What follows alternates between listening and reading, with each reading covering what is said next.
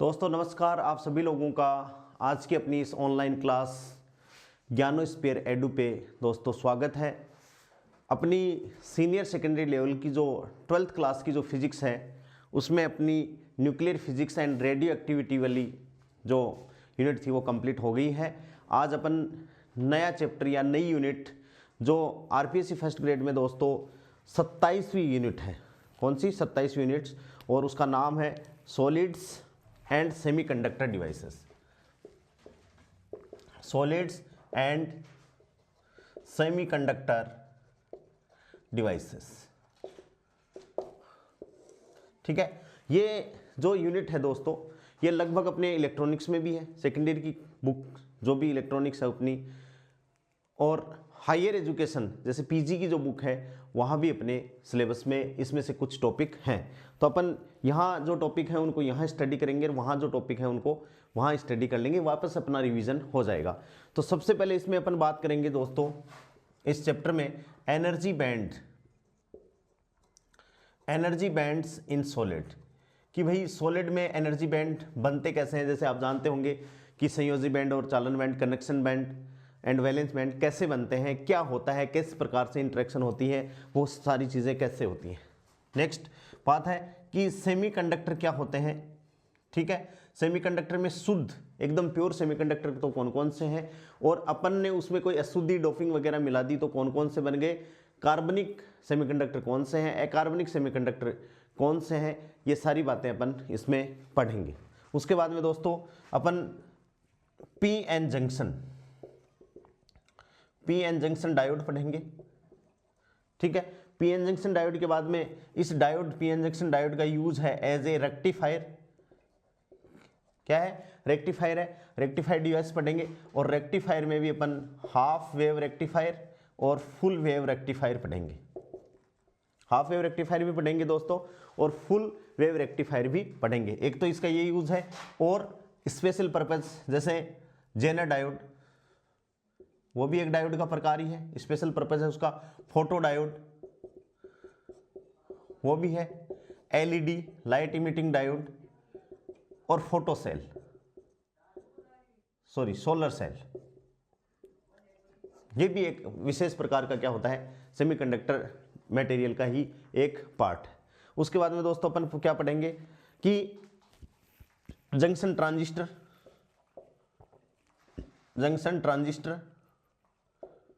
यानी BJT, bipolar junction transistor. अपन कौन सा ट्रांजिस्टर? बीजेटी पढ़ेंगे। उसके बाद में इस चैप्टर में अपन लॉजिक गेट पढ़ेंगे, फंडामेंटल और डिराइव्ड लॉजिक गेट्स पढ़ेंगे, और उसके बाद में इंटीग्रेटेड सर्किट, यानी अपन क्या पढ़ेंगे दोस्तों इसमें आईसी, इंटीग्रेटेड सर्किट इस चैप्टर में अपन पढ़ेंगे। छोटा सा अपना पूरा सिलेबस है, 12th क्लास का भी सिलेबस है इसमें, और अपनी आरपीएससी फर्स्ट ग्रेड का भी दोस्तों इसमें सिलेबस है। क्या क्या है? चैप्टर का नाम है solids and semiconductor devices. First grade में 27वें नंबर की ये 12th क्लास की यूनिट है। Energy bands in solid, semiconductor क्या क्या होते हैं, सिलिकॉन और जर्मेनियम। फिर इनसे अपन एन और पी टाइप के सेमीकंडक्टर कैसे बनाते हैं, पी एन जंक्शन डायोड कैसे बनती है, स्पेशल पर्पज इसका जेनर डायोड हो गया, फोटो डायोड हो गया। जेनर डायोड के न्यूमेरिकल बहुत अच्छे से मतलब एग्जाम में पूछे जाते हैं, तो अपन उनके न्यूमेरिकल उनकी स्टडी कर लेंगे। फोटो डायोड है, एलईडी है, हाफ वेव रेक्टिफायर है, फुल वेव रेक्टिफायर है, जंक्शन ट्रांजिस्टर है, बीजेटी है, लॉजिक गेट्स हैं, और दोस्तों क्या है, इंटीग्रेटेड सर्किट है, ठीक है। तो अपन ये जितनी भी जो चीज़ें हैं फिजिक्स की जिस ब्रांच में अपन स्टडी करते हैं उसको अपन क्या कहेंगे दोस्तों, इलेक्ट्रॉनिक्स। क्या कहेंगे? इलेक्ट्रॉनिक्स, यानी अपने 12th क्लास की जो इलेक्ट्रॉनिक्स है वो ये है, ठीक है। तो अब अपन स्टार्ट करते हैं अपने पहले टॉपिक से कि ठोसों में ऊर्जा बैंड कैसे होता है। ठोसों में ऊर्जा बैंड, हाँ सिंपल है, कोई विशेष ऐसा हार्ड नहीं है इसमें से, छोटा सा क्यों चैप्टर है अपना। ठोसों में ऊर्जा बैंड, कि भाई ठोस जो मटेरियल होते हैं उनमें एनर्जी बैंड बनते कैसे। तो ठोसों में ऊर्जा बैंड, यहीं से मैं टॉपिक को स्टार्ट कर रहा हूं। ठोसों में ऊर्जा बैंड, एनर्जी बैंड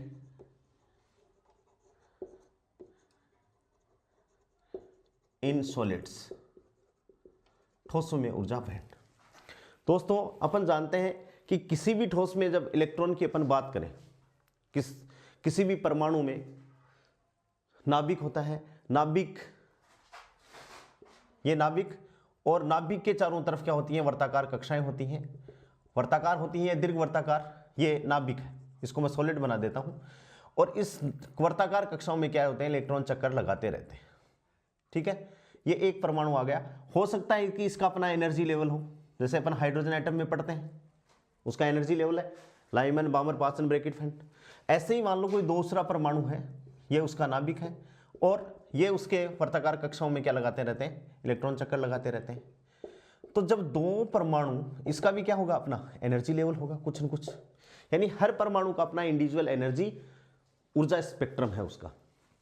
ठीक है, तो जब अपन परमाणुओं को आपस में अन्योन्य क्रिया करवाते हैं, आपस में पास में लाते हैं, तो अपन इसमें किस प्रकार से इंटरेक्शन हो सकती है कि ये इलेक्ट्रॉन इन इलेक्ट्रॉनों से इंटरेक्शन कर सकते हैं, अपन ऐसा मान लें, कल्पना कर रहे हैं, ये नाभिक इन इलेक्ट्रॉनों से इंटरेक्शन कर सकती है, ये नाभिक इन इलेक्ट्रॉनों से इंटरेक्शन करती है, नाभिक आपस में इंटरेक्शन करती है। कहने का मतलब जब अपन ठोस की अपन बात करते हैं, क्योंकि अपना टॉपिक है ठोसों में ऊर्जा बैंड, तो ठोस, जब मटेरियल ठोस बन गया तो उसमें परमाणु क्या है, बहुत ज़्यादा संख्या में है। और अपन ये भी जानते हैं कि हर पदार्थ की सबसे छोटी इकाई क्या है, परमाणु है।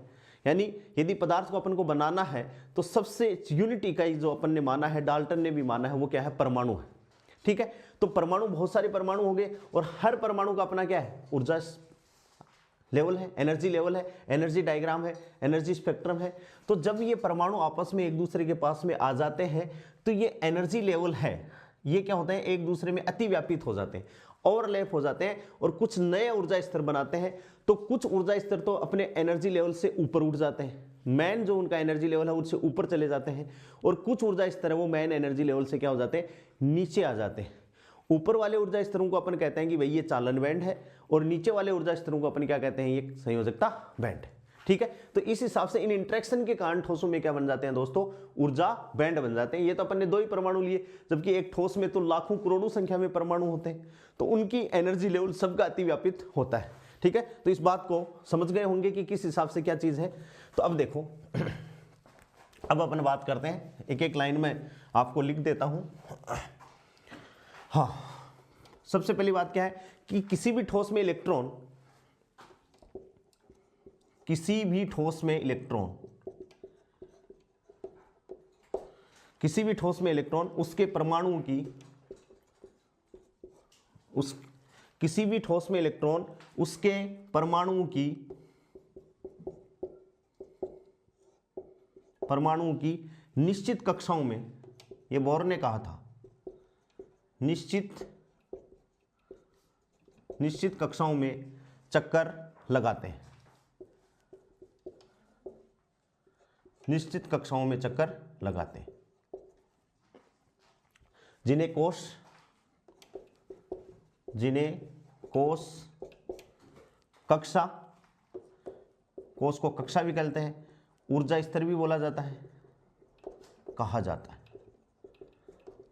और इनका नाम सुना होगा आपने, एग्जाम्पल जैसे के के लिए वैल्यू कितनी है, n बराबर 1, l n बराबर 2, KLM n बराबर 3 एंड सोन। इस हिसाब से कोष चलते रहते हैं। ये जो कोष आ गए, अब इसमें इलेक्ट्रॉन भरे कितने जाएंगे, तो अपन ये कहेंगे कि इन कोषों में इलेक्ट्रॉन है वो पावली के अपवर्जन नियम से, पावली के अपवर्जन नियम से इन कोषों में इलेक्ट्रॉन भरे जाएंगे, तथा अधिकतम कितने होंगे, अधिकतम इलेक्ट्रॉनों की संख्या होगी 2n²। याद रखनी है बात कि भाई ये कोष हो गए। ठीक है, किसी भी ठोस में इलेक्ट्रॉन उसके परमाणु की निश्चित कक्षाओं में रहते हैं। ये बोर ने कहा था, पहला पोस्टुलेट है कि किसी भी नाभिक के चारों ओर इलेक्ट्रॉन है वो निश्चित कक्षाओं में चक्कर लगाते रहते हैं, जिनकी एनर्जी क्या होती है, फिक्स होती है। तो चक्कर लगाते हैं, जिन्हें कोष कहते हैं, KLMNO। ठीक है, इन कोष में जो इलेक्ट्रॉन भरे जाएंगे दोस्तों, वो किसके सिद्धांत से भरे जाएंगे, पावली के अपवर्जन सिद्धांत से भरे जाएंगे।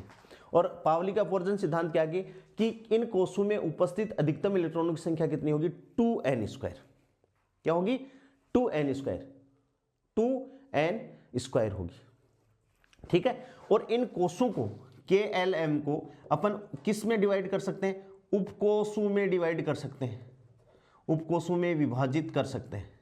और वो उपकोष कौन से होते हैं, S, P, D और F। समझ गए इतनी बात कि भाई कोष में इलेक्ट्रॉन होते हैं, इलेक्ट्रॉन कैसे भरे जाएंगे, पावली के अपवर्जन नियम से भरे जाएंगे। और इन कोषों को अपन किस में डिवाइड कर सकते हैं, उपकोषों में डिवाइड कर सकते हैं, S, P, D, F। ठीक है। अब देखिए, अब अपन बात करते हैं किसके लिए, अपन देखिए ये कोई नाभिक, जर्मेनियम की बात कर रहे हैं। जर्मेनियम जो है फोर्थ ग्रुप का एलिमेंट, उसके चारों तरफ अपन जर्मेनियम की अपन बात करें, जैसे इलेक्ट्रॉनिक कॉन्फ़िगरेशन में लिखूं किसका, जर्मेनियम का, तो जर्मेनियम होता है 32।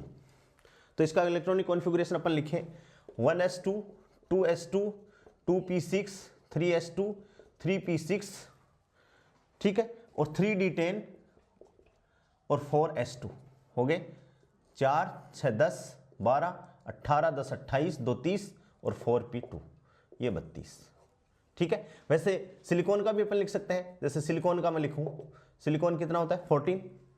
ठीक है। तो 1s2 2s2 2p6, क्योंकि अर्धचालक है 3s2 और 3p2। ठीक है। 2 2 4 6 4 10 10 4 14, ये कितना होता है 14। ये दोनों फोर्थ ग्रुप के एलिमेंट है, किसके, फोर्थ ग्रुप के एलिमेंट है। वैसे कार्बन भी फोर्थ ग्रुप का एलिमेंट होता है, लेकिन कार्बन को इनके साथ में नहीं लेते हैं, उसका अपन अलग से रीजन पढ़ेंगे। इसको मैंने ये दोनों क्यों चूज किए, क्योंकि स्टडी ये कहेंगी कि ये शुद्ध अर्धचालक है, तो अपन टारगेट अपना इन्हीं पे करेंगे। ठीक है ना। ये क्या है, शुद्ध अर्धचालक, नैज अर्धचालक या प्योर सेमीकंडक्टर मटेरियल है, कौन से, सिलिकॉन और जर्मेनियम। ठीक है। अब देखो इनकी मैं स्ट्रक्चर बना रहा हूं किसके हिसाब से, KLMNM के हिसाब से, उसी के हिसाब से अपन बात करेंगे कि ये मैंने नाभिक बना दिया। ठीक है। और नाभिक के बाद में पहली कक्षा, नाभिक थोड़ा सा मैं नीचे बना देता हूं चित्र को, ये लो, ये मैंने नाभिक बना दिया इतना बड़ा, और ये पहली कक्षा। ठीक है, K कोष हो गया, फिर ये LM। एक चीज ये कि ये जो डिफरेंस है इन कक्षाओं का, ये भी हाइड्रोजन एटम कहता है 1:4:9:16:25। कहने का मतलब जो रेडियस है they are not equally spaced, तो अपन अपने काल्पनिक तरीके से अपन ने बना दिए। ठीक है, 1 2 3, ठीक है, और 4, देखो 4 तक है तो 4 बना दिए। ये n बराबर 1 है, तो n बराबर 1 है तो 2n² से कितने इलेक्ट्रॉन भरे जाएंगे भाई, 2n² से 2 इलेक्ट्रॉन भरे जाएंगे, एक यहां पर दिया एक यहां पर दिया।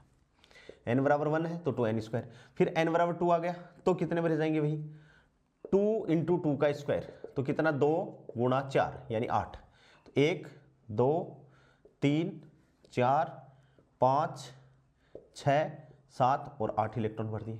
फिर 8 हो गए, इसमें देखो 2 में 8 हो गए, फिर 3 में देखो 10 और 6 16 और 1 2 18, इसमें क्या है 18, 2 3 4 5 6 7 8 9 10 11 12 13 14 15 16 17 और एक बीच में ये 18 हो गए 18, और 4 1 2 3 और 4।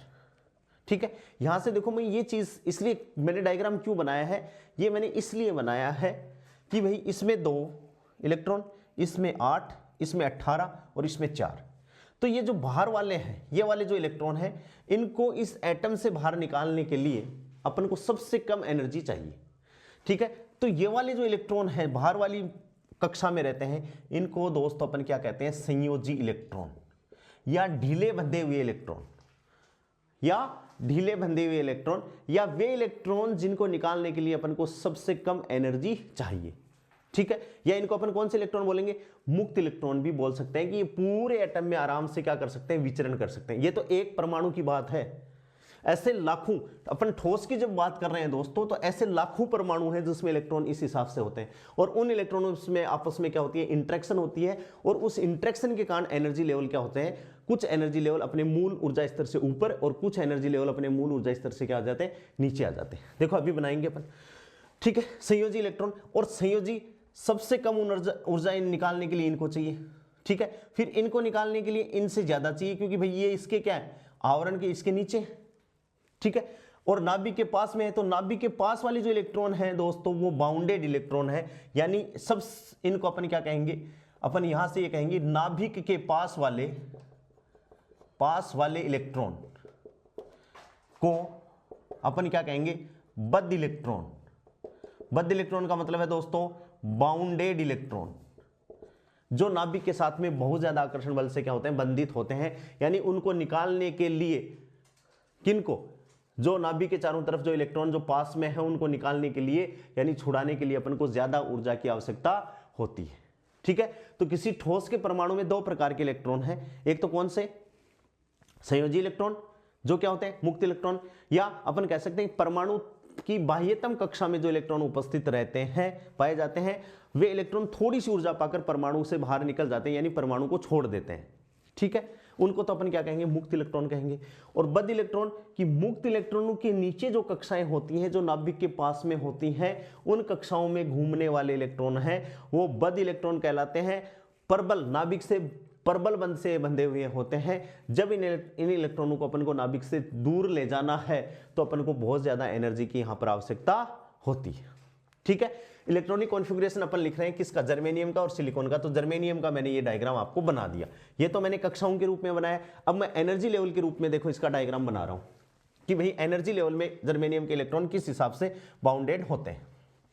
ठीक है, कैसे, देखिए ये कोई वेल है, वेल का मतलब है भाई इसका पोटेंशियल तो है ही, इसका विभव तो है। ये पहला एनर्जी लेवल है n बराबर 1, ये दूसरा n बराबर 2, ये n बराबर 3, 3 हो गए। ठीक है, अब 3 में देखो 1 पहले में 1 है, दूसरे में दो उपकोष में 2 है, एक तो S एक और एक दूसरा P। तीसरे में अपन बात करें 1 2 3 तो 3 है, तो 1 2 और ये 3। ठीक है, चौथा क्या आ जाएगा, थोड़ा सा ऊपर आ जाएगा, भाई संयोजी इलेक्ट्रॉन है तो चौथे में 2 है।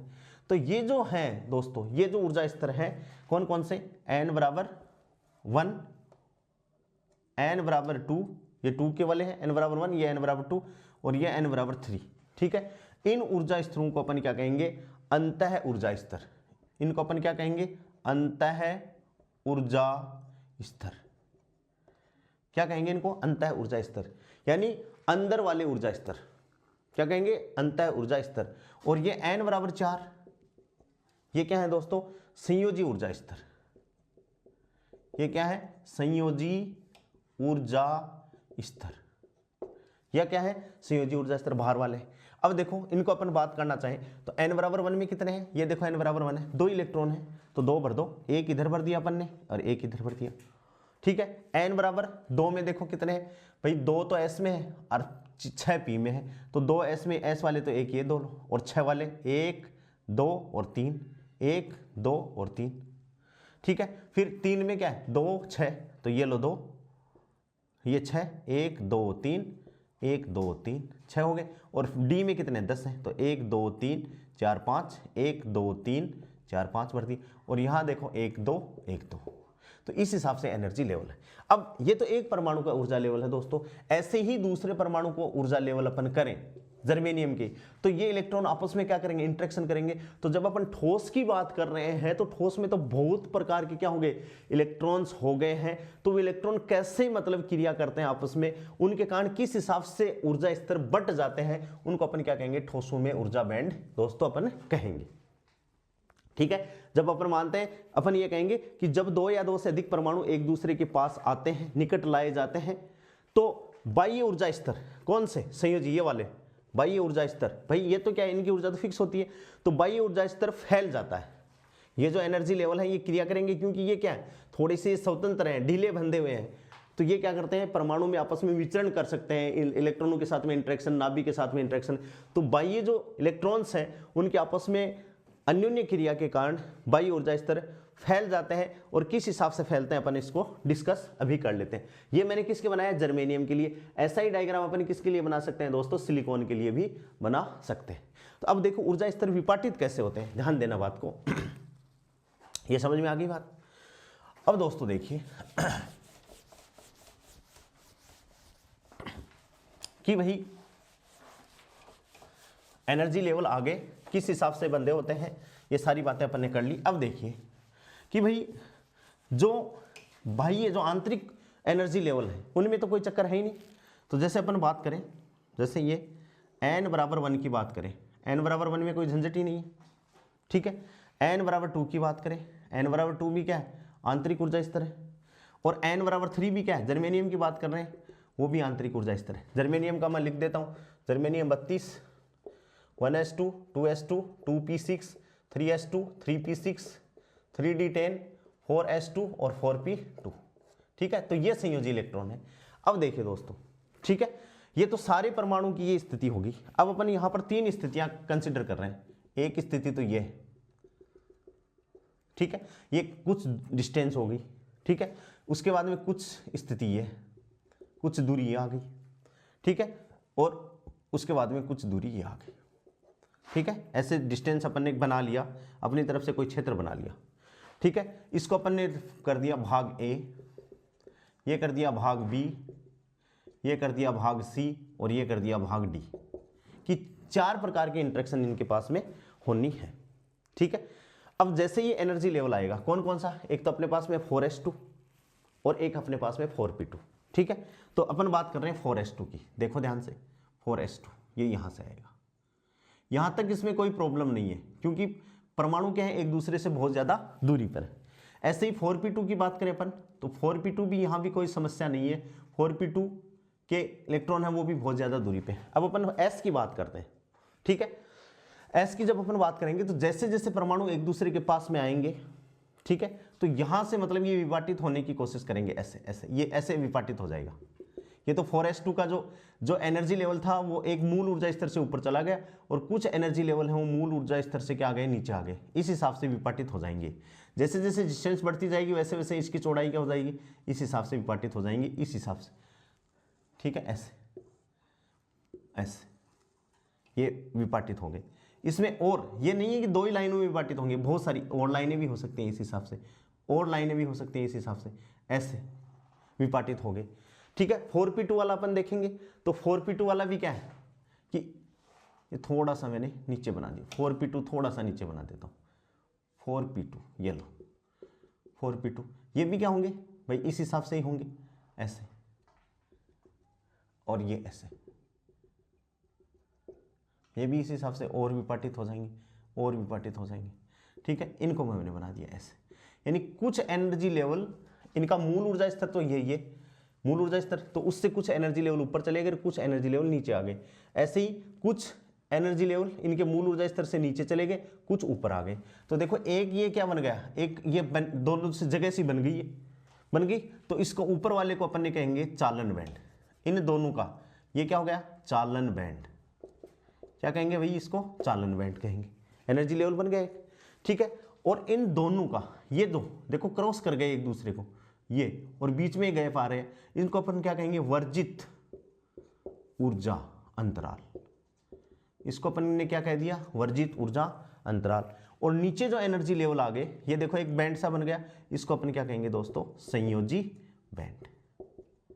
क्या कह देंगे अपन, संयोजी बैंड, ठीक है। ये कब हुई, जब 2 या 2 से अधिक परमाणु एक दूसरे के पास में आते हैं, तो उनके आपस में अन्योन्य क्रिया के कारण बाह्य ऊर्जा स्तर है वो फैल जाते हैं। कुछ ऊर्जा स्तर तो मूल ऊर्जा स्तर से ऊपर उठ जाते हैं, और कुल ऊर्जा स्तर से मूल ऊर्जा स्तर से नीचे आ जाते हैं। तो दोनों जब इंटरेक्शन होती है तो यहाँ क्या बनती है, चालन बैंड, और यहाँ अपन ने क्या कह दिया उसको, संयोजी बैंड, और बीच का जो गैप है उसको अपन ने क्या कह दिया दोस्तों, वर्जित ऊर्जा अंतराल। और जो अंतः इलेक्ट्रॉन है यानी आंतरिक ऊर्जा स्तर है, उनमें किसी प्रकार का कोई परिवर्तन नहीं है। ये क्या है, आंतरिक ऊर्जा स्तर, और ये क्या है, बाह्य ऊर्जा स्तर, या n बराबर 4, n बराबर तो 4 ही है, n बराबर 4 के लिए बाह्यतम ऊर्जा स्तर, बाह्यतम ऊर्जा स्तर, ये क्या हो गया, बाह्यतम ऊर्जा स्तर, ठीक है। तो ये क्या है, पहले तो ये अलग अलग थे, विलगित निकाय के लिए थे, ठीक है। हाँ, तो अब अपन इसके लिए क्या लिख सकते हैं, कुछ लाइनें लिख सकते हैं। क्या लिखें, हाँ क्या लिखें, देखो जैसे मैं यहां से एक इंपॉर्टेंट लाइन लिख रहा हूं, क्या कि एक विलगित परमाणु में, एक विलगित का मतलब अकेला, एक विलगित परमाणु में इलेक्ट्रॉन भिन्न भिन्न इलेक्ट्रॉन भिन्न भिन्न ऊर्जा स्तरों में, इलेक्ट्रॉन भिन्न भिन्न ऊर्जा स्तरों में, इलेक्ट्रॉन भिन्न भिन्न ऊर्जा स्तरों में विद्यमान होते हैं, किंतु ठोसों में परमाणु, किंतु ठोसों में परमाणु, किंतु ठोसों में परमाणु एक दूसरे के बहुत अधिक पास होते हैं, बहुत अधिक पास होते हैं, इसलिए उनमें अन्योन्य क्रिया के कारण, इसलिए उनमें अन्योन्य क्रिया के कारण यानी म्यूचुअल इंटरेक्शन के कारण, अन्योन्य क्रिया के कारण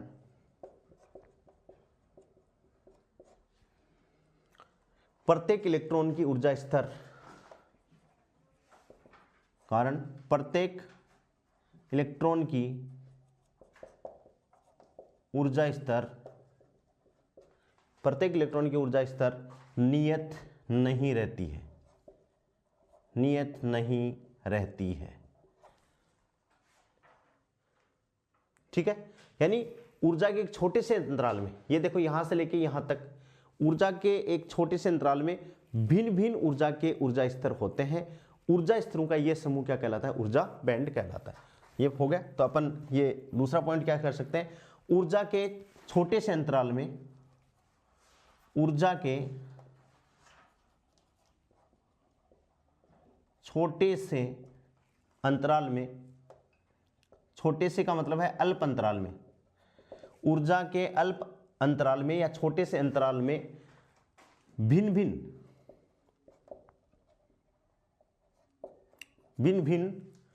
ऊर्जा के ऊर्जा स्तर होते हैं, भिन्न भिन्न ऊर्जा के ऊर्जा स्तर होते हैं। ऊर्जा स्तरों का यह समूह, ऊर्जा स्तरों का यह समूह क्या कहलाता है दोस्तों? समूह ठोसों में, समूह ठोसों में ऊर्जा बैंड कहलाता है। क्या कहलाता है? ठोसों में ऊर्जा बैंड कहलाता है। ठीक है, बैंड है वो किस पर निर्भर करता है? इंटरेक्शन करने वाले परमाणुओं की संख्या पर निर्भर करता है कि कितने परमाणु इंटरेक्शन कर रहे हैं, उनकी संख्या कितनी है, उस हिसाब से ऊर्जा स्तरों का बैंड निर्भर कर रहा है। एक ऊर्जा स्तर अपने मूल ऊर्जा स्तरों से ऊपर उठ जाते हैं, ठीक है ना। ऊर्जा बैंड जिसमें संयोजी इलेक्ट्रॉन, संयोजी इलेक्ट्रॉन का मतलब जो मुक्त इलेक्ट्रॉन है वो पाए जाते हैं, तो ऊर्जा बैंड जिसमें संयोजी इलेक्ट्रॉन पाए जाते हैं उसको तो उन्होंने क्या कह दिया? संयोजी बैंड, यानी वीबी, V.B वैलेंस बैंड। अपन लिख सकते हैं कि वह ऊर्जा स्तर जिसमें मुक्त इलेक्ट्रॉन या संयोजी इलेक्ट्रॉन पाए जाते हैं उन्हें तो अपन क्या कह दिया? संयोजी बैंड। और जिनमें चालन इलेक्ट्रॉन पाए जाते हैं, संयोजी इलेक्ट्रॉन पाए जाते हैं उनको तो संयोजी इलेक्ट्रॉन, और जिनमें चालन इलेक्ट्रॉन पाए जाते हैं उनको अपन ने क्या कह दिया? चालन बैंड, जिसको अपन ने क्या कहा? CB का है। ठीक है, और ये ऊर्जा स्तर क्या है कि परमाणु में अपनी इंटरेक्शन होने के कारण कुछ एनर्जी लेवल, ये तो देखो इनका मूल ऊर्जा स्तर था तो कुछ एनर्जी लेवल तो नीचे हो गई, इंटरेक्शन के कारण कुछ ऊर्जा स्तर मूल ऊर्जा स्तरों से ऊपर उठ गए, और ऐसे ही इसमें था कुछ ऊर्जा स्तर ऐसे हो गए, कुछ ऊर्जा स्तर ये हो। तो यहाँ क्या है? बहुत सारे परमाणु आएंगे तो यहाँ एक बैंड हो जाएगा इकट्ठा ऐसे, ठीक है, यहाँ बैंड हो जाएगा, एक यहाँ बहुत ज्यादा जगह हो जाएगी और बीच में क्या हो जाएगा? गैप हो जाएगा। तो इसको तो दोस्तों अपन क्या कहेंगे? Conduction band. इसको अपन क्या कहेंगे? Valence band. और ये कि जहां कोई भी इलेक्ट्रॉन नहीं पाया जाता, वर्जित क्षेत्र, कि यहां आना मना है, तो इसे अपन क्या कहेंगे? वर्जित ऊर्जा अंतराल अपन कह देंगे। ठीक है, तो मूल ऊर्जा स्तर से ऊपर की तरफ चले गए उनको तो चालन बैंड, और मूल ऊर्जा स्तर से नीचे की तरफ बैठ गए उनको अपन ने क्या कह दिया? Valence band. या अपन ये कह सकते हैं कि वह बैंड जिसमें संयोजी इलेक्ट्रॉन होते हैं उनको अपन संयोजी बैंड, ठीक है, और वह बैंड जिसमें चालन इलेक्ट्रॉन पाए जाते हैं उनको अपन क्या कहते हैं दोस्तों? चालन बैंड कहते हैं। ठीक है, तो इस हिसाब से ये ऊर्जा स्तर हो गए। अब देखिए अपन बातें करते हैं आगे। ठोसों में ऊर्जा बैंड समझ में आ गया होगा। ये डायग्राम यदि आप बना देते हो, इसके बारे में लिख देते हो तो ये चीज क्लियर है। अब अपने पास में चीज आ गई कि भाई बैंड बन गए, ठीक है। कैसे बनाए इसको, तो ऐसे बना दे अपन, ये लो ये एक्सिस, ये लो, ठीक है। ये एनर्जी, एनर्जी जो है वो इलेक्ट्रॉन वोल्ट में होती है, चाहे चालन बैंड की हो चाहे कंडक्शन बैंड की हो। चालन बैंड और संयोजी बैंड में जो इलेक्ट्रॉन्स होते हैं उनकी ऊर्जा की कोटि इलेक्ट्रॉन वोल्ट होती है। ये भी इंपॉर्टेंट क्वेश्चन है, ठीक है। अब कुछ बैंड तो क्या हो गए नीचे, तो जैसे ये बैंड बन गया एक, इसको अपन क्या कहेंगे, VB, अपन ने बना दिया ऐसे चालन संयोजी बैंड। और कुछ बैंड बन गए ऊपर, इसको अपन ने क्या कह दिया, CB, कंडक्शन बैंड। और बीच का जो अंतराल है यहां से लेके यहां तक, जहां पर किसी भी प्रकार का कोई इलेक्ट्रॉन नहीं पाया जाता, उसको अपन ने कह दिया वर्जित ऊर्जा अंतराल। क्या कह दिया, वर्जित ऊर्जा अंतराल। उसको अपन ने क्या कह दिया, वर्जित ऊर्जा अंतराल। और उसको अपन किससे, ये जो एनर्जी लेवल है, देखो ये कंडक्शन बैंड है पूरा मैंने बनाया है, ये इसको अपन क्या कहेंगे, कंडक्शन बैंड की मिनिमम ऊर्जा। भाई ये तो अधिकतम और ये मिनिमम, और इसको अपन क्या कहेंगे, चालन बैंड की मिनिमम ऊर्जा और चालन बैंड की अधिकतम ऊर्जा, यानी VB मैक्सिमम, ठीक है। एनर्जी लेवल तो है, एनर्जी तो है, तो ये जो सीमा है वो तो क्या है, चालन बैंड की निम्न सीमा, और ये जो सीमा है दोस्तों वो क्या है, चालन बैंड की ऊपरी सीमा। और इन दोनों सीमाओं का अंतर, यानी अपना वर्जित ऊर्जा अंतराल क्या होगा, डेल्टा EG इक्वल्स टू, दोनों ऊर्जा स्तरों का अंतर है, तो अपन क्या कहेंगे, CB मिनिमम, कंडक्शन बैंड की मिनिमम और चालन बैंड की मैक्सिमम। एनर्जियों का अंतर या ऊर्जा अंतराल का अंतर क्या कहलाता है, डेल्टा EG। डेल्टा E का मतलब ये अंतर है, और G का मतलब है दोस्तों गैप। और गैप किस किस के बीच में है, CB और VB के बीच में। CB का मतलब क्या है, कंडक्शन बैंड, ठीक है, चालन बैंड। और VB का मतलब दोस्तों क्या है, वैलेंस बैंड, जिसे अपन संयोजित बैंड करते हैं। ये O और ये एनर्जी लेवल ये इसका है, ठीक है। तो अपन बात कर रहे हैं किसमें, वर्जित ऊर्जा अंतराल के बारे में बात कर रहे हैं।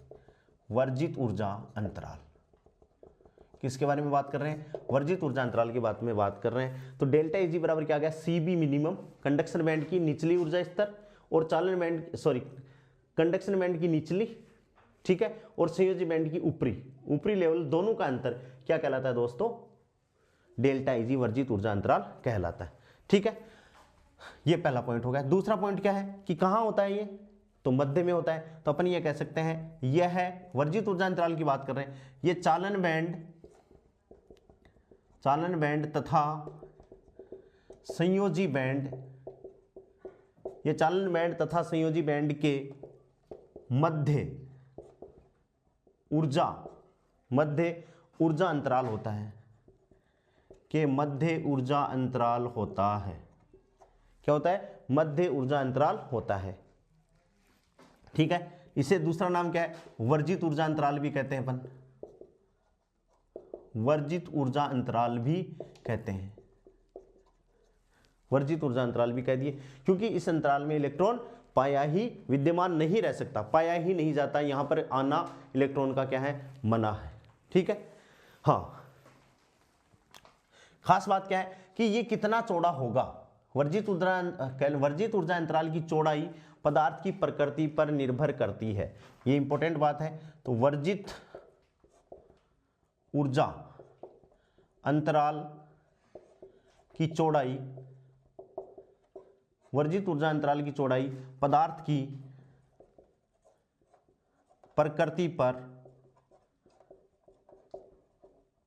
निर्भर करती है,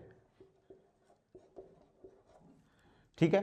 चौड़ाई जितनी अधिक होगी, देखो ध्यान से कि जितना चौड़ा होगा, चौड़ाई जितनी अधिक होगी, संयोजी इलेक्ट्रॉन का नाभिक के साथ में बंधन उतना ही अधिक होगा। क्यों बंधन अधिक होगा, क्योंकि चौड़ाई ज्यादा होगी तो यहां से, क्योंकि वैलेंस बैंड में क्या होता है, इलेक्ट्रॉन, जब ये इलेक्ट्रॉन यहां से इस एनर्जी लेवल को क्रॉस करके यहां जाएगा तो उसको ज्यादा एनर्जी की आवश्यकता होगी। इसका मतलब ये जो इलेक्ट्रॉन है ये नाभिक से ज्यादा मजबूती से बंधे हुए हैं। तो ये भी important, very important topic line है ये, कि चौड़ाई जितनी अधिक होगी, चौड़ाई जितनी अधिक होगी किसकी, वर्जित ऊर्जा अंतराल, चौड़ाई जितनी अधिक होगी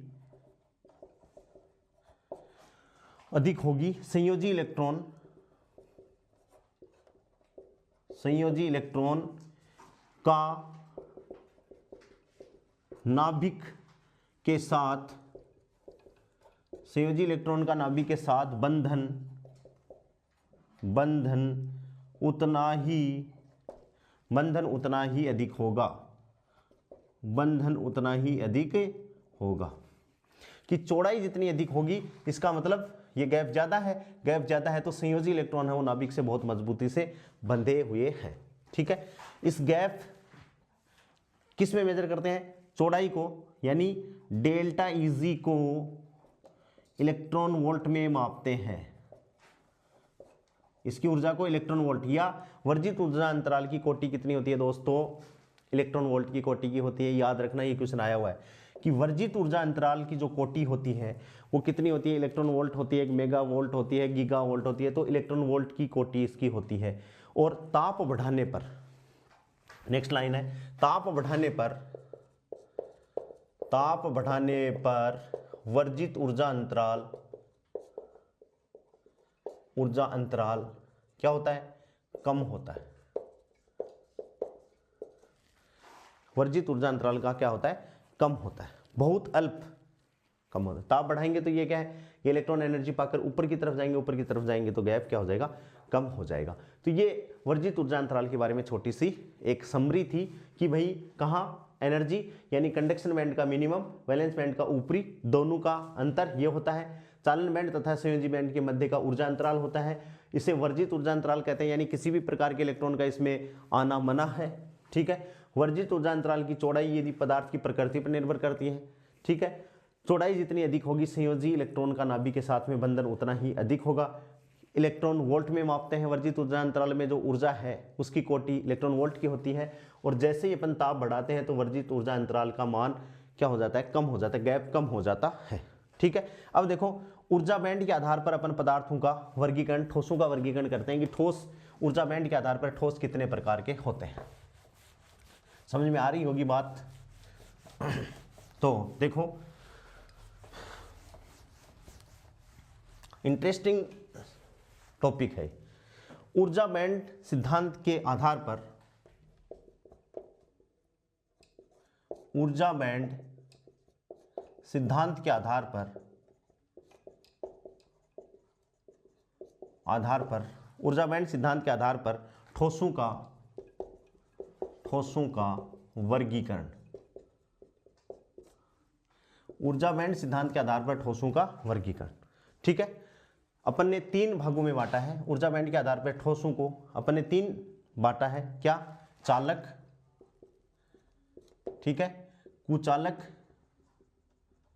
और दोस्तों चालक, अर्धचालक, कुचालक। देखो बीच में लिखा है। ठीक है, इसके आधार पर कैसे कैसे? अब अपने कंडक्शन बैंड तो देखो मैं बना रहा हूं, ये एक बैंड, ठीक है, और ऐसा ही एक नीचे बैंड। ठीक है दोस्तों, अब इसमें चालक की बात कर रहा हूं। सबसे पहले किसकी बात कर रहा हूं? चालक। ये किसके लिए बनाया मैंने? चालक के लिए बनाया है। ये जो डायग्राम है ये किसके लिए बनाया है? चालक के लिए। या इसको यहां नहीं बनाते।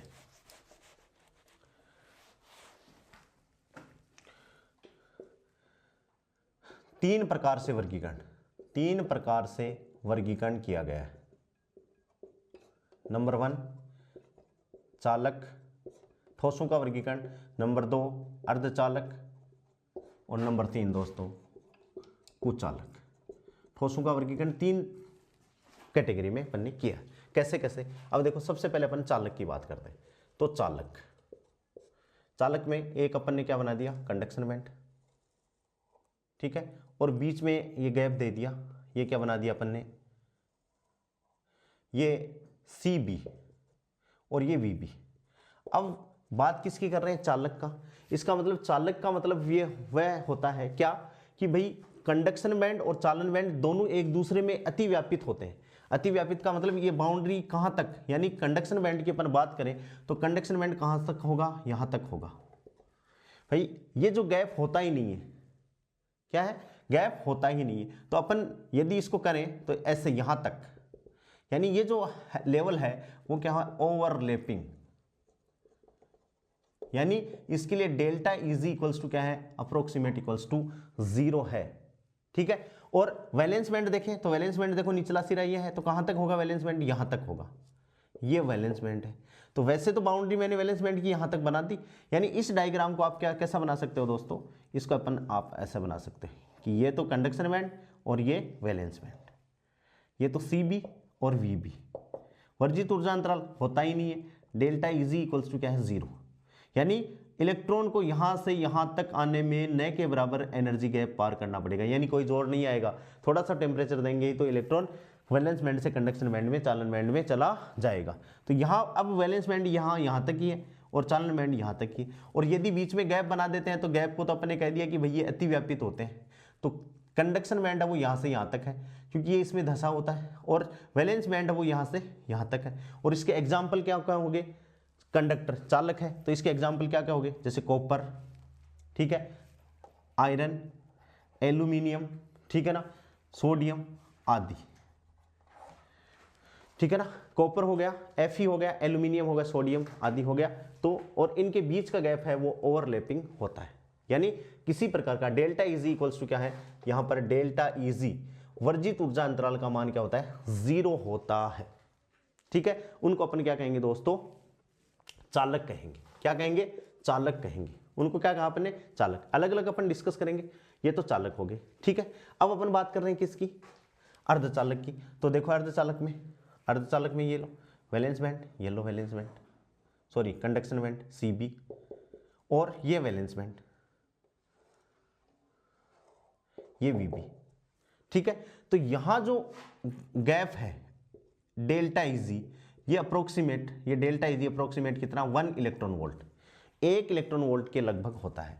यानी ये यहां से लेके यहां तक क्या है, कंडक्शन बैंड, यहां से लेके यहां तक क्या है, कंडक्शन बैंड, और ये क्या है, संयोजी बैंड, और इनका बीच का गैप है वो 1 इलेक्ट्रॉन वोल्ट के करीबन है। यानी इस कुचालकों में तो 0 है, ये 1 हो गया, यानी चालकों से ज्यादा हो गया। ठीक है, और इसके एग्जाम्पल क्या लिए, सिलिकॉन, जर्मेनियम, ठीक है, और गैलियम आर्सेनाइड, इसके एग्जाम्पल अपन ने ले लिए। इनको अपन ने क्या कहा, अर्धचालक, क्या कहा, अर्धचालक कह दिया। और तीसरे प्रकार का क्या है, कुचालक। तो कुचालक के लिए बैंड देखो, ये बन गया अपना CB, ठीक है, और ये तो यहां 1 इलेक्ट्रॉन वोल्ट था, और यहां देखो ये बैंड कितना हो जाए, यहां पर ये इतना, ये है वैलेंस बैंड। और ये जो बीच का गैप है, ये यहां से लेके यहां तक, वो ग्रेटर देन 3 इलेक्ट्रॉन वोल्ट है। कितना इलेक्ट्रॉन वोल्ट है, कि 3 इलेक्ट्रॉन वोल्ट से ये गैप ज्यादा है, यानी delta E g is greater than equals to 3 electron volt. कितना है, 3 इलेक्ट्रॉन वोल्ट से ज्यादा होता है। तो यहां से जो इलेक्ट्रॉन है उनको ये गैप पार करने में क्या आ जाएगा, ज्यादा जोर आएगा, यानी ये किसकी कैटेगरी में आते हैं, कुचालक। किसकी कैटेगरी में आगे, कुचालक आगे। और इसके एग्जाम्पल डायमंड, हीरा कुचालक है, या वुड लकड़ी ईटी से। ठीक है, तो ऊर्जा बैंड के सिद्धांत के आधार पर ठोसों का जो वर्गीकरण है वो 3 प्रकार से कर दिया, चालक, अर्धचालक और कुचालक। ठीक है, चालक वो हो गए कि दोनों बैंडों के बीच में, यानी संयोजी बैंड और चालन बैंड के बीच में वर्जित ऊर्जा अंतराल है ही नहीं। तो जैसे ही इलेक्ट्रॉन यहां से थोड़ी सी एनर्जी पार कर गया तो वैसे थोड़ी सी एनर्जी पार करके चला गया किसमें, चालन बैंड में चला गया, और एनर्जी को क्या करेगा, यानी धारा प्रवाहित हो जाएगी। इसमें वैलेंस बैंड है यहां तक, और इसमें CB कहां तक है, यहां तक है। तो चालक वे पदार्थ हो गए जिनमें ऊर्जा अंतराल, वर्जित ऊर्जा अंतराल होता ही नहीं है। डेल्टा इजी का मान क्या होता है दोस्तों, 0 होता है। ठीक है, अब अपन डिस्कस करेंगे अलग अलग। अर्धचालक क्या होंगे, कि ये कंडक्शन बैंड और ये वैलेंस बैंड, और इन दोनों के बीच का गैप क्या है, डेल्टा इजी, और लगभग कितना होता है, 1 इलेक्ट्रॉन वोल्ट के करीबन होता है। ठीक है, एग्जाम्पल सिलिकॉन हो गए, जर्मेनियम हो गए, गैलियम आर्सेनाइड हो गए, इनको अपन ने अर्धचालक कहा है। अर्धचालक अभी मान लो नहीं कहे अपन। और ये कुचालक हो गए कि इनका एनर्जी गैप, वर्जित ऊर्जा अंतराल 3 इलेक्ट्रॉन वोल्ट है। तो वैलेंस बैंड से जब इलेक्ट्रॉन चालन बैंड में जाएगा तो सबसे ज्यादा एनर्जी किसको चाहिए, इसको कुचालकों को चाहिए। क्या कई बार होता है कि कितनी एनर्जी दें, कोई इलेक्ट्रॉन यहां से यहां तक जाता ही नहीं है। ठीक है, तो ये क्या हो गए, कुचालक। तो अब दोस्तों ध्यान से देखो कि यहां वर्जित ऊर्जा अंतराल है 0 इलेक्ट्रॉन वोल्ट, यहां वर्जित ऊर्जा अंतराल है 3 इलेक्ट्रॉन वोल्ट, तो इन दोनों के बीच का क्या है, 1 इलेक्ट्रॉन वोल्ट। तो ये चालक और ये वो कुचालक, ये चालक, तो इनके बीच का होने के कारण अपन ने क्या कह दिया, इनको अर्धचालक पदार्थ कह दिया। क्या कह दिया, अर्धचालक पदार्थ अपन ने इनको कह दिया। ठीक है, अब अपन चालक के बारे में दो बात करें तो अपन ये कह सकते हैं, देखिए ध्यान से मैं डायग्राम मिटा नहीं रहा हूं, चालक के बारे में अपन बात कर रहे हैं, सिंपल सी चालक, पहले नंबर का पदार्थ चालक, और अपन ने डायग्राम यहां बना दिया। तो अपन ये कहते हैं कि चालक कुछ ऐसे ठोस होते हैं जिनमें चालन बैंड व संयोजी बैंड क्या होते हैं, अतिव्यापित होते हैं। तो पहला पॉइंट क्या है, सीबी चालन बैंड तथा वीबी अतिव्यापित होते हैं, अतिव्यापित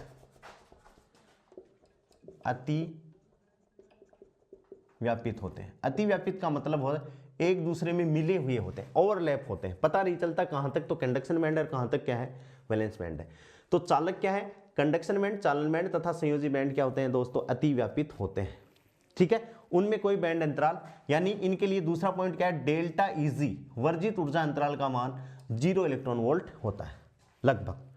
ठीक है, धारा, दूसरी बात क्या है, धारा चालन के लिए, धारा के चालन के लिए बहुत अधिक संख्या में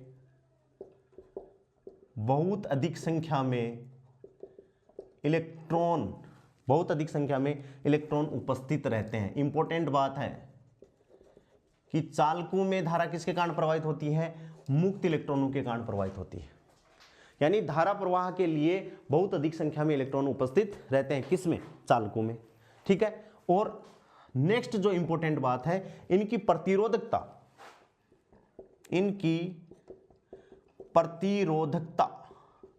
जिसको अपन किससे डिनोट करते हैं दोस्तों, रो से डिनोट करते हैं। इनकी प्रतिरोधकता बहुत कम,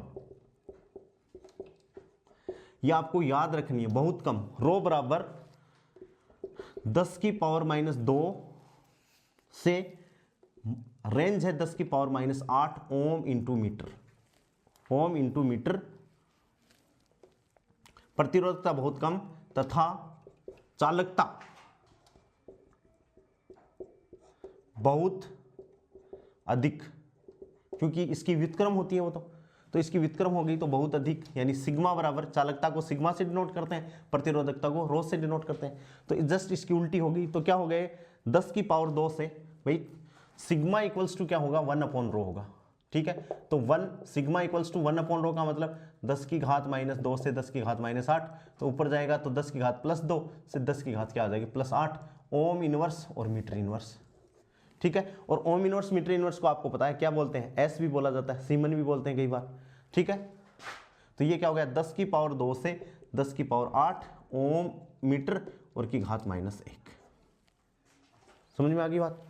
ठीक है, और ऐसे पदार्थ क्या कहलाते हैं, चालक कहलाते हैं। अपन चालक की बात कर ही रहे हैं कि ऐसे पदार्थों को अपन क्या कहते हैं, चालक कहते हैं। एग्जाम्पल के लिए जैसे सोना, चांदी, ठीक है, एल्यूमिनियम, ये रहे, copper, ferrous, ferrum, aluminium, sodium, etc. Ferrum का मतलब है लोहा।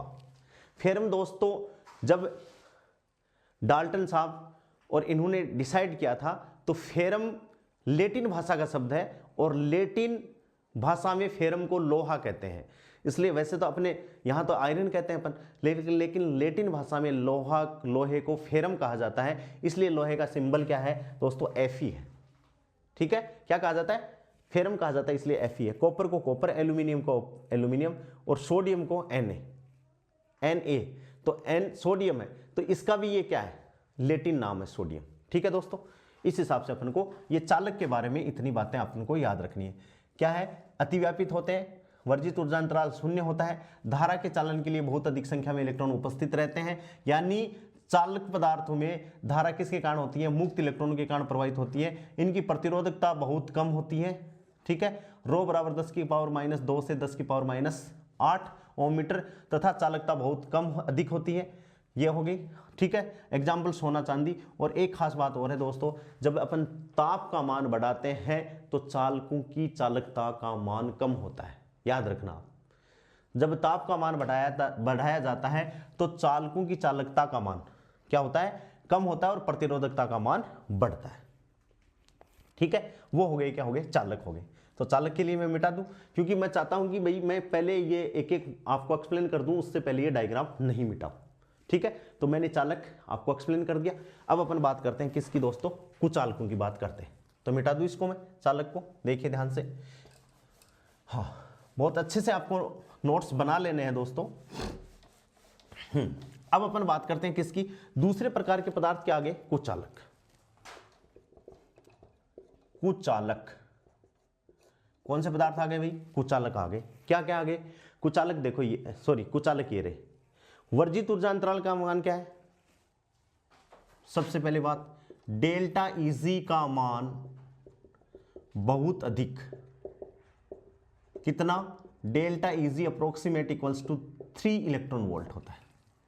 ठीक है, यहां चालन बैंड में कोई मुक्त इलेक्ट्रॉन होते ही नहीं है, क्योंकि गैप भी बहुत ज्यादा हो गया तो कोई इलेक्ट्रॉन आएगा ही नहीं, आएगा नहीं तो अपन तो ये मानते हैं कि वैलेंस बैंड में कोई इलेक्ट्रॉन होते ही नहीं है।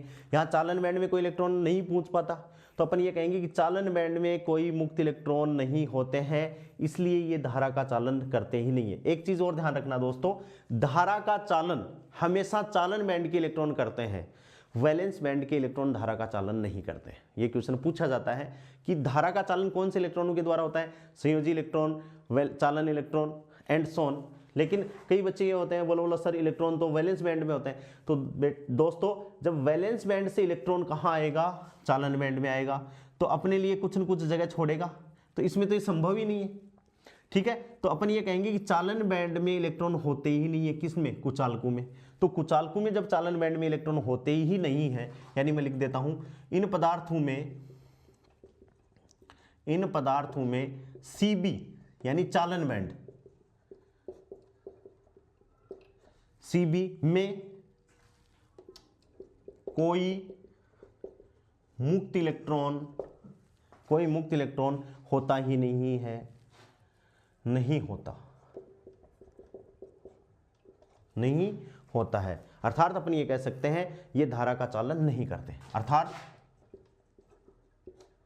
धारा का चालन नहीं करते, यानी इसके कारण धारा प्रवाहित नहीं होती, धारा का चालन नहीं करते। ठीक है, समझ में आ गई बात। ऊर्जा अंतराल बहुत अधिक होने के कारण बाह्य ऊर्जा स्तर यानी सभी इलेक्ट्रॉन, भाई ऊर्जा अंतराल ज्यादा है, मान लो इसको बहुत अपन ज्यादा टेम्परेचर दें या विकिरण दें या कुछ भी करें, लेकिन फिर भी इलेक्ट्रॉन वैलेंस बैंड से चालन बैंड में बेचारे नहीं जा पाते हैं। ठीक है, तो ऐसे पदार्थों को अपन क्या कहें कि बहुत ज्यादा मेहनत करने के बाद में भी, यानी ताप देने पर या विकिरण इंसिडेंट करवाने पर भी कोई भी इलेक्ट्रॉन संयोजी बैंड से चालन बैंड में नहीं पहुंच पाता है, इसलिए इन पदार्थों को अपन क्या कहते हैं, कुचालक कहा जाता है। कि भाई इनकी जो कैपेसिटी नहीं है, ठीक है, इनकी प्रतिरोधकता, ये इंपॉर्टेंट बात है, इनकी प्रतिरोधकता बहुत अधिक, इनकी प्रतिरोधकता बहुत अधिक, यानी इनके लिए रो का मान दोस्तों ग्रेटर देन 10 की पावर 11 ओम मीटर, 10 की पावर 11 ओम मीटर से ज्यादा होती है कौन, प्रतिरोधकता। तो चालकता क्या होगी, तथा चालकता बहुत कम, चालकता बहुत कम का मतलब रो का मान क्या हो गया दोस्तों, सॉरी सिग्मा का मान लेस देन 10 की पावर -11 ओम मीटर इनवर्स, ये क्या होगी, इनकी चालकता होगी। ठीक है, ये अपन ध्यान में रखेंगे। ये क्या हो गए, कुचालक हो गए। तो कुचालक में धारा प्रवाहित ही नहीं होती, यानी धारा, कुचालकों में धारा प्रवाहित नहीं होती है, कुचालकों में धारा प्रवाहित नहीं होती है। ठीक है, समझ में आ गए। तीसरे प्रकार के जो दोस्तों पदार्थ हैं, जो अपना टारगेट है वो ही है अर्धचालक। क्या है, अर्धचालक। मिटा दूं इसको, अब ये डायग्राम में मिटा दूं, अर्धचालक। ठीक है, देखिए तीसरे प्रकार के जो पदार्थ हैं उनको अपन क्या कहेंगे, अर्धचालक। सेमीकंडक्टर, सेमी का मतलब है बीच के। ठीक है, सबसे पहली बात क्या है दोस्तों कि ऐसे ठोस जिनमें वर्जित ऊर्जा अंतराल लगभग 1 इलेक्ट्रॉन वोल्ट, या अपन यह कह सकते हैं डेल्टा इजी का मान 3 इलेक्ट्रॉन वोल्ट से कम होता है। ठीक है, तो वर्जित ऊर्जा अंतराल कितना, डेल्टा इजी का मान 3 ईवी से कम होता, कितना अप्रोक्सीमेट डेल्टा इजी की बात अपन करें तो अप्रोक्सीमेट 1 इलेक्ट्रॉन वोल्ट। सिलिकॉन के लिए अपन बात करें दोस्तों तो डेल्टा इजी लगभग 1.1 इलेक्ट्रॉन वोल्ट, और जर्मेनियम के लिए अपन बात करें तो डेल्टा इजी का मान 0.68 से 0.72 इलेक्ट्रॉन वोल्ट के बीच में होता है। तो ये दोनों ही किस कैटेगरी में है, 1 इलेक्ट्रॉन वोल्ट है। लेकिन अपन डेफिनेशन के पॉइंट ऑफ व्यू से देखें, चालक और कुचालक और अर्धचालक के देखें तो जिनका ज़्यादा वो तो कुचालक, जिनमें होता ही नहीं है वो चालक, और जिनका 3 से डेल्टा इजी का मान 3 से तो क्या हो जाएगा कम, और 0 इलेक्ट्रॉन वोल्ट से ज़्यादा आ जाए। यानी सही डेफिनेशन क्या हो जाए इनकी, 0 से तो ज़्यादा डेल्टा इजी और 3 से क्या हो जाए कम। तो ये क्या हो जाएंगे बीच में आ गए, इसलिए अपन क्या कहेंगे इनको अर्धचालक पदार्थ कहेंगे। ठीक है। हाँ, ऊर्जा अंतराल कम होने के कारण कुछ जो इलेक्ट्रॉन है यहां से तापीय एनर्जी लेकर, ऊर्जा अंतराल डेल्टा इजी का मान 1 इलेक्ट्रॉन वोल्ट होने के कारण कुछ इलेक्ट्रॉन यहां से कमरे के तापमान पर भी एनर्जी गेन करके वैलेंस बैंड से कहां चले जाएंगे, चालन बैंड में चले जाएंगे। तो अपन ये कह सकते हैं कि डेल्टा इजी का मान कम होने के कारण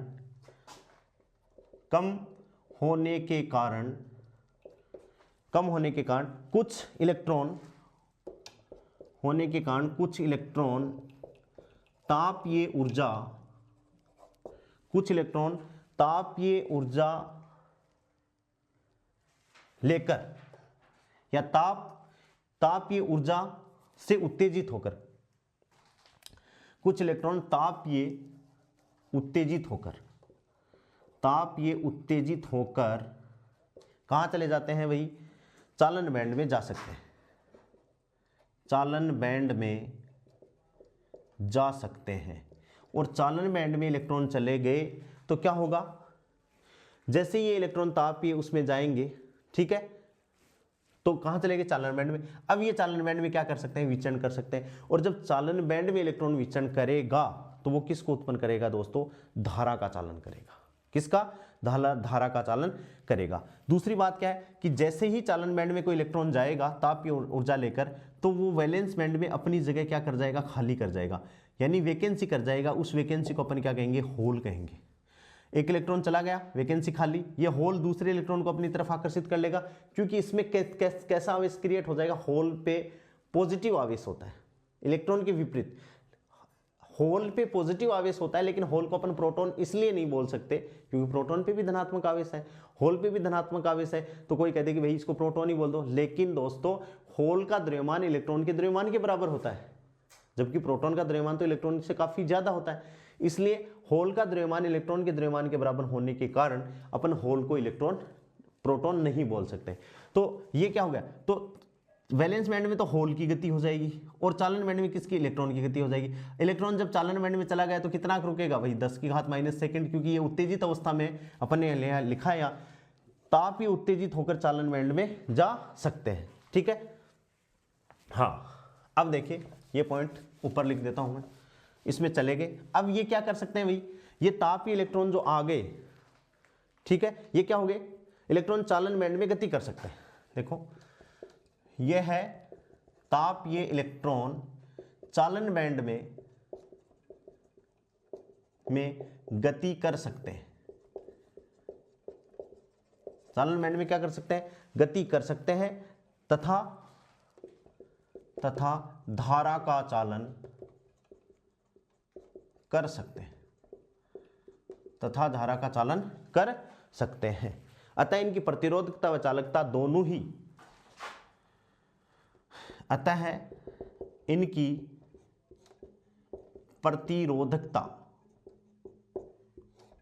तथा चालकता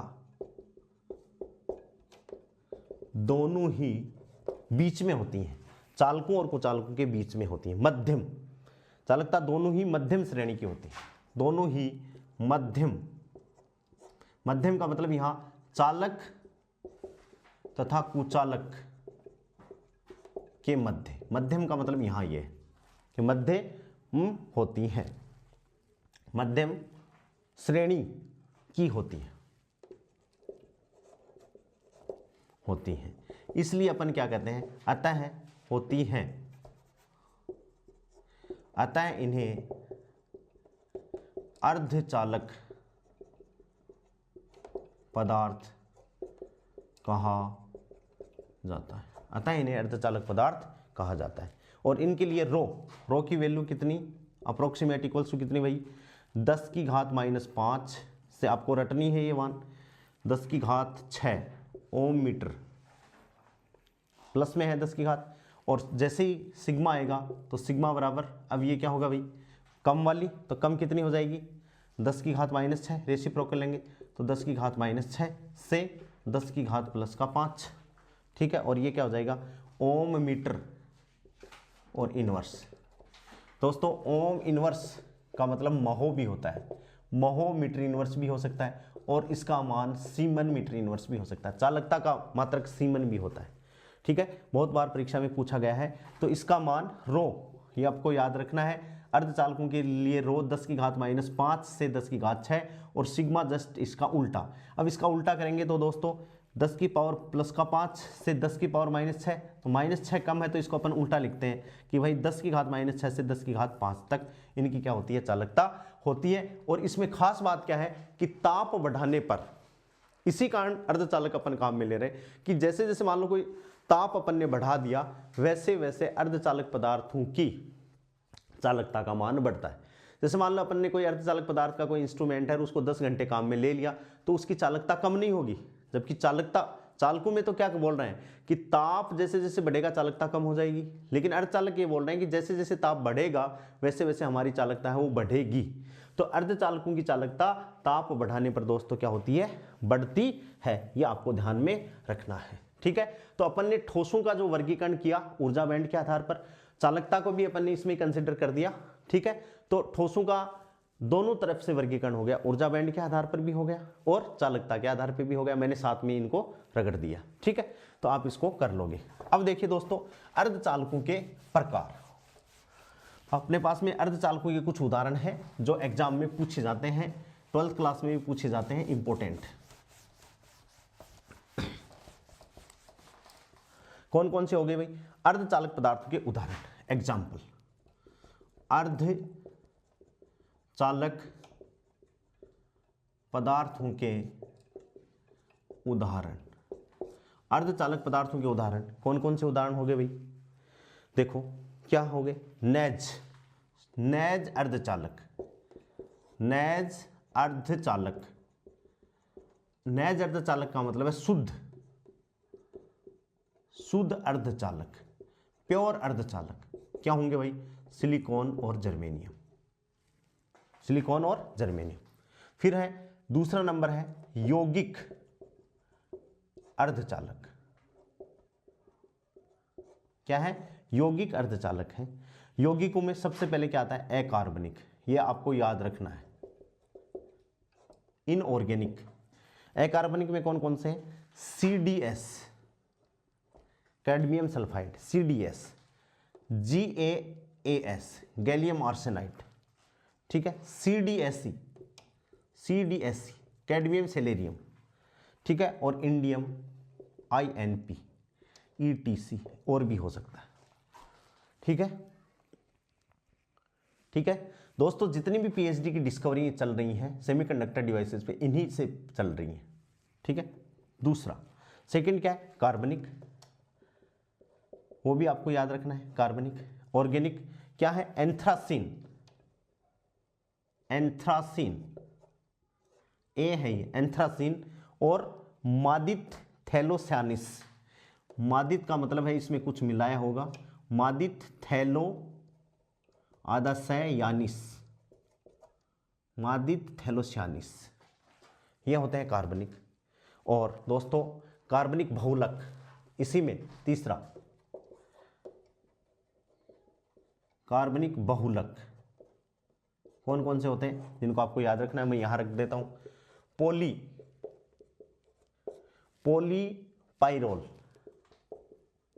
पोलीपाइरोल, ठीक है। दूसरा क्या,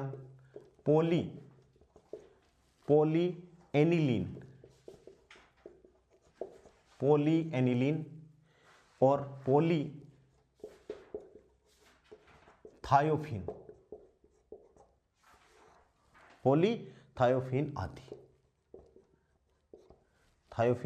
आदि, ठीक है दोस्तों। अब अर्धचालक पदार्थों नेज शुद्ध।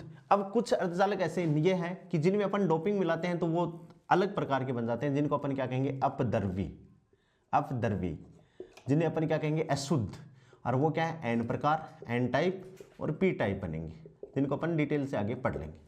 ठीक है दोस्तों, अब अपन बात करें क्या कि भाई ये जो सिलिकॉन और जर्मेनियम है ये आवर्त सारणी में फोर्थ ग्रुप के एलिमेंट है, ये अलग बात मैं बता रहा हूं आपको। तो ये सिलिकॉन आ गया और जर्मेनियम आ गया, लेकिन दोस्तों कार्बन भी इसी कैटेगरी का है, ठीक है, लेकिन कार्बन अर्धचालक नहीं है, कार्बन अर्धचालक नहीं है। क्यों नहीं है? क्योंकि कार्बन का डेल्टा इजी बैंड गैप कितना होता है 5.4 इलेक्ट्रॉन वोल्ट होता है। कितना भाई 5.4 इलेक्ट्रॉन वोल्ट। सिलिकॉन का कितना 1.1 इलेक्ट्रॉन वोल्ट। जर्मेनियम का कितना 0.7 इलेक्ट्रॉन वोल्ट। ठीक है, तो ये तो क्या है लगभग कितने हैं 1 इलेक्ट्रॉन वोल्ट के करीबन है। और 1 इलेक्ट्रॉन वोल्ट किसका आ रहा है भाई अर्धचालक का आ रहा है। समझ गए बात को? तो सिलिकॉन और जर्मेनियम तो किस कैटेगरी में जा रहे हैं अर्धचालक में, लेकिन कार्बन का गैप वैसे तो फोर्थ ग्रुप का एलिमेंट है, उसी परिवार का सदस्य है जिसके सिलिकॉन और जर्मेनियम है, लेकिन इसका वर्जित ऊर्जा अंतराल कितना है डेल्टा इजी है, इसलिए इसको अपन क्या कहते हैं कुचालक। कुचालक की श्रेणी में लिया गया। किस में लिया गया है कुचालकों की श्रेणी में लिया गया है। इस बात का आप दोस्तों ध्यान रखोगे और ये सारी जो चीजें मैंने बताई आप लोगों को इनको आप अच्छे से याद करोगे। और अपन ने इस चैप्टर की शुरुआत कर दी है, 1-2 दिन में ये फिनिश भी हो जाएगा। बहुत अच्छे से इसको आप पढ़ोगे। कोई भी बात यदि आपको समझ में नहीं आती है दोस्तों तो कमेंट्स बॉक्स में आप मेरे को लिख के बता सकते हैं। मैं रोज़ आप लोगों के कमेंट्स चेक करता हूं कि किसी बच्चे ने कोई क्वेश्चन पूछा तो नहीं है। और इस चैनल को आप लोगों का प्यार मिले ऐसी आप लोगों से आशा है। ज़्यादा से ज़्यादा इसको फैलाइए, सब्सक्राइब करवाइए। आज के लिए इतना ही, बहुत बहुत थैंक्स।